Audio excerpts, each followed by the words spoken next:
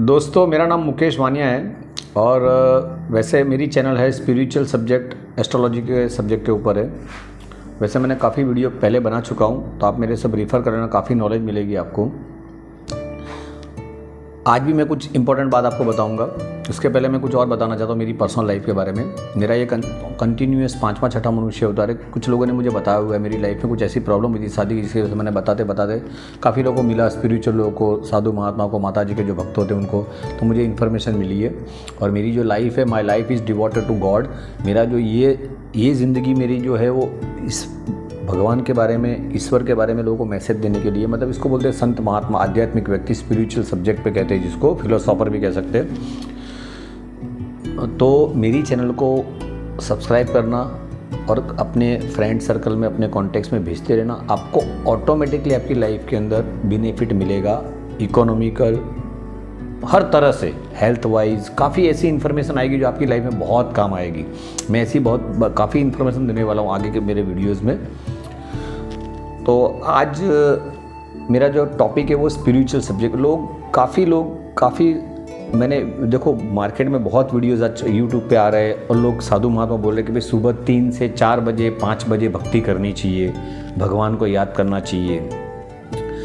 तो मेरा ये मानना है कि भले वो बात सही है कि सुबह 3, 4, 5 बजे जो लोग उठ जाते हैं, उनके पास देवी शक्तियाँ या गॉड गिफ्ट एनर्जीज़ या भगवान की तरफ की जो नेचुरल एनर्जी होती है वो ज़्यादा आ जाती है और वो लोग काफ़ी लाइफ में सक्सेस उनको मिलती है, बहुत सुखी रहते हैं, क्योंकि वो सूर्य के सुबह दर्शन करते हैं। सूर्य के दर्शन करने से उनकी सूर्य क्रेडिट का ग्रह है, जॉब का, इनकम का, और काफ़ी उसको वैल्यू मिलती है।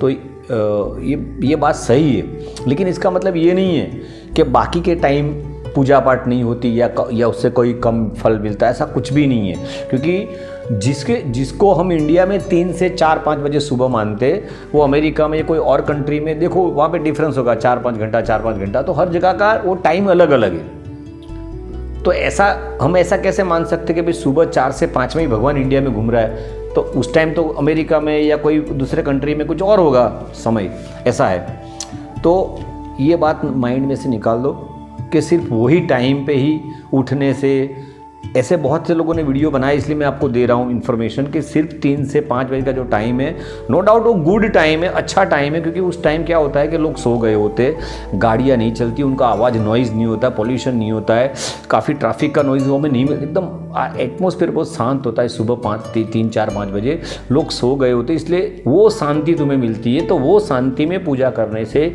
या मंत्र जाप करने से आपको फ़ायदा होता है। वो बात फैक्ट है, मैं ना नहीं बोलता हूँ, वो परफेक्ट बात है।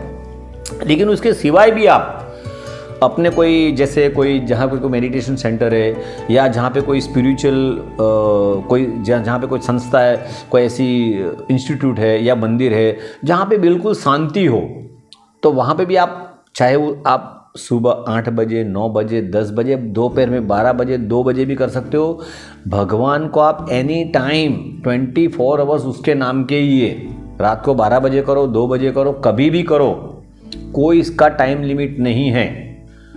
एनी टाइम आप अपनी एक्टिविटी कर सकते हो। लेकिन एक बात याद रखना कि आप मानो कि अगर आपको जीवन में जल्दी सफलता चाहिए या जल्दी कोई एक एनर्जी, मतलब अगर आप भगवान कृष्ण को मानते हो तो कृष्ण के मंत्र जाप, ओम नमो नारायण या ओम नमो भगवते वासुदेवाय, शिव जी को मानते तो ओम नमः शिवाय, तो भी उनके बारे में जो भी मंत्र है, बड़े बड़े मंत्र आप सीख सकते हो।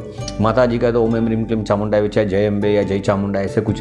तो आप उसको कंटिन्यूसली रोज कम से कम 11 माला करो, कम से कम 11 आपको उसकी माला, 108 मणके की जो माला होती है वो करनी है। तो उसके पास, आपके पास ऑलरेडी पॉजिटिव एनर्जी आएगी। और अगर आपको भक्ति का टाइम नहीं मिलता है, कुछ आपकी लाइफस्टाइल ऐसी है, और आजकल की लाइफस्टाइल में रात को लोग ऑनलाइन काम करते, कंप्यूटर पे काम करते, जॉब ऐसी होती है, कॉल सेंटर्स होते हैं, ऐसे बहुत कुछ काम है जो आजकल नाइट में होने लगे, तो लोग सुबह उठ नहीं पाते जल्दी। तो अगर इतना टाइम नहीं है तो भी मैं कुछ ऐसी बातें बता रहा हूँ जो आपके लिए लाइफ में प्रोग्रेसिव रहेगी। देखो, सबसे बड़ी एनर्जी भगवान ने रखी है माँ बाप के अंदर। तो सबसे पहले अपने माँ बाप अगर जिंदा है तो उनके ही आशीर्वाद लो। माँ बाप की पूजा करने से, माँ बाप के पैर छूने से, माँ बाप की रिस्पेक्ट करने से, माँ बाप के आशीर्वाद लेने से, माँ बाप की सेवा करने से, हो सके तो माँ बाप के अगर हाथ पैर दबा, अगर उनके पैर दबा सको आप उनकी सेवा के लिए, तो सबसे बेस्ट है, उसी के अंदर भगवान है। और किसी की ज़रूरत ही नहीं है आपको। अगर और कुछ पूजा पाठ नहीं करनी है, नहीं टाइम है, तो माँ बाप को सबसे पहले इम्पोर्टेंट अपने दिल में जगा दो। माँ चंद्र होती है और पापा सूर्य होता है, तो जो पापा की सेवा करता है उसे गवर्नमेंट नौकरी या कोई अच्छी प्राइवेट सेक्टर में नौकरी मिल ही जाती है। अगर किसी को अच्छा बिजनेस करना है तो अपनी माँ के आशीर्वाद या अपनी दादी शनि होती है, दादी, पापा की मम्मी दादी, वो शनि ग्रह है, तो दादी की जो जिसकी दादी जब तक जिंदा है तो उसका बिजनेस बहुत चलता है। अगर दादी मर चुकी है, देखो मेरी जन्म के 6 महीने के बाद मेरी दादी गुजर गई है, क्योंकि मेरी कुंडली में भाग्यस्थान में शनि केतु था। शनि दादी होते, केतु मोक्ष होता है, तो मेरी दादी का मोक्ष हो गया, मतलब उनका मरण हो गया। तो फिर मेरा नौकरी धंधा नहीं चला है। तो मेरे पहले जो मेरे बड़े भाई थे उन्होंने 15 साल मेरी दादी को देखा, बड़े भाई, तो उसकी गवर्नमेंट नौकरी है और अच्छे पैसे कमा रहे, लाखों रुपये, ऐसा है। तो ये बात है कि शनि ग्रह मतलब दादी होती है, तो जिसके पास दादी के आशीर्वाद होते हैं, जो दादी की सेवा, जो दादी को जिंदा देखता है, दादी की जिसको बहुत प्यार मिलता है, वो लोग बहुत जल्दी मैच्योर्ड हो जाते हैं, बहुत समझदार हो जाते हैं और वो लोग बहुत लाइफ में आगे बढ़ जाते हैं। उनकी हर जो भी, देखो नौकरी या धंधे का कोई स्पेशल ग्रह नहीं है कि ये ग्रह से सिर्फ नौकरी होती है, ये ग्रह से सिर्फ ऑफिस धंधा होता है, ऐसा कुछ नहीं है। हर ग्रह के अलग अलग एक्टिविटीज़ है, हर ग्रह की अलग अलग प्रोडक्ट है। तो 9 ग्रहों की भगवान ने हमें 9 महीने का प्रेगनेंसी पीरियड क्यों दिया है? क्योंकि हमारे 9 अंक है, वो जो मैंने मेरे पहले वीडियो में बता चुका हूँ। We have been given 9 months pregnancy period to get 9 planets. We have got 9 planets in astrology. क्योंकि हमारे पास भगवान ने 9, देखो हम आज से 200-400 साल पहले अंग्रेजों को भी नहीं जानते थे, ना अमेरिका को जानते, ना अमेरिका था ही नहीं 500 साल 600 साल पहले। तो सबके पास 1 से 9 नंबर है, खाली चाइना कोरिया के पास डिजिटली ऐसे सीधे अंक है। मतलब सबसे बड़ी संस्कृति इंडियन संस्कृति है, सबसे बड़ा धर्म हिंदू धर्म है, सबसे पहला धर्म हिंदू धर्म है। सबसे पहली जो इंसान की जो धार्मिक प्रवृत्ति जो बड़ी है, मतलब सबसे ज़्यादा नॉलेज हिंदू धर्म के पास ही है। मैं तो कहता हूँ अभी आने वाले थोड़े सालों में, ज़्यादा नहीं, 20-25-50 सालों में लोग धीरे धीरे हिंदू धर्म की तरफ मुड़ जाएंगे, हिंदू धर्म की संस्कृति को एक्सेप्ट करेंगे, वही धर्म रहेगा। बाकी सब धर्म को धीरे धीरे खत्म कर दिया जाएगा, कम कर दिया। सनातन सतयुग वही है, सतयुग के अंदर वैसे कोई धर्म नहीं रहेगा। सतयुग के अंदर सिर्फ, देखो दुनिया में 4 युग है, सतयुग, त्रेता, द्वापर और कलयुग। सतयुग वो है जहाँ पे लोग सत्य से रहते थे, मतलब सत्य से रहते थे, सच बोलते थे, मतलब किसी का चीटिंग नहीं करते, किसी का बुरा नहीं करते, ना उनको कोई लोभ था ना मोह था। तो वहाँ पे किसी भगवान की ज़रूरत नहीं पड़ती थी, कोई भगवान उस टाइम होता ही नहीं है। सब लोग एक दूसरे को मित्र भाव से, एक दूसरे को परिवारवाद से, जिसको बोलते हैं वसुदेव कुटुंबम, वो चीज़ है कि एक दूसरे को अपने संबंधी, अपने परिवार, किसी को दुख देना नहीं चाहते, उसको सतयुग बोलते हैं। बहुत दिल से, मतलब उस टाइम 16 डिग्री काम करती है इंसान की, भगवान की एनर्जी 16 डिग्री जो है पावरफुल। जैसे भगवान कृष्ण थे, 16 डिग्री उनकी, मतलब 16 गुण संपूर्ण जिसको बोलते हैं, वो उनके अंदर होता है। तो वो लोग सेटिस्फाइड लाइफ जीते, ज़्यादा लोभ लालच मोह माया, किसी का चीटिंग करना, किसी को उल्लू बनाना, कुछ भी नहीं, कोई गेम प्लान मेंटली नहीं, एक दूसरे को हेल्पफुल। और उस टाइम खाना पीना भी एकदम पौष्टिक, मतलब काफ़ी जंगल होंगे, काफ़ी खाना पीना बहुत पौष्टिक मिलेगा, सब्जियाँ हरी, मतलब सब नॉनवेज भी लोग नहीं खाते होंगे एकदम, तो इसलिए वो सतयुग में रहते। दूसरा त्रेता, जहाँ पे तप का महत्व था। देखो 1200-1500 साल का एक सतयुग होता है, उसके बाद त्रेता युग आता है, मतलब उसमें लोग तप करते हैं, तब भगवान एंट्री मारता है पहली बार, और लोग भगवान की जानते कि भाई ये भगवान है। अलग अलग धर्म, तो देखो अभी मुस्लिम धर्म को 1200-1300 साल हुआ है, क्रिश्चियन को अभी 2000 साल, जो 2022 अभी गिन रहे वो उस हिसाब से क्रिश्चियन धर्म का।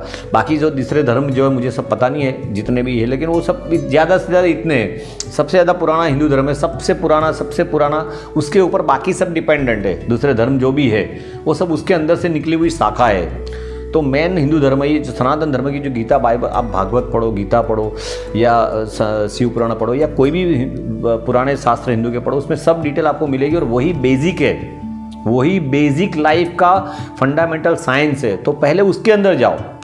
साइंस तो अभी जो साइंस है, अभी जो टेक्नोलॉजी है, वो तो उसने बनाया है।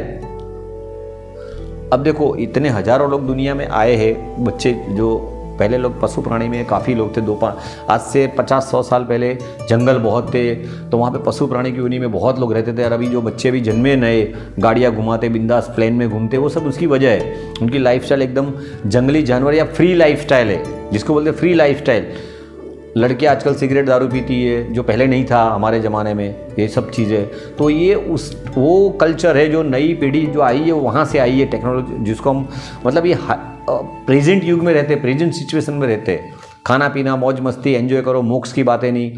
अब देखो मोक्ष का पॉइंट आया है तो मोह का क्षय, मोक्ष मतलब मोह का क्षय। अब देखो मोह का क्षय वर्ल्ड में किसी इंसान को नहीं है, भगवान को भी मोह है, उसने भी अपनी दुनिया अपने टाइम पास के लिए बनाई है। गॉड एज क्रिएचर, जो भगवान ने दुनिया क्यों बनाई, वो अकेला था, उसको अपने टाइम पास के लिए इंसान पशु प्राणी ऐसी, भले हिंदू धर्म में 84 लाख हम बोलते हैं कि भाई 84 लाख यूनी है, तो ये सिस्टम है, तो ये सबको सुख दुख देना, मतलब ये उसका काम है।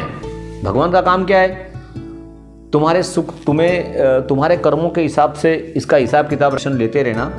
तो मेरी चैनल को आप सब्सक्राइब करते रहना। और अगर आपको कोई भी प्रॉब्लम हो, आपको कुछ भी जानना हो, तो मैं पामिस्ट हूँ। अपने हाथ की फ़ोटो, हथेली की फ़ोटो, बीच वाली हथेली की फ़ोटो और अपनी birth detail, birth date, birth time, birth place भेज देना।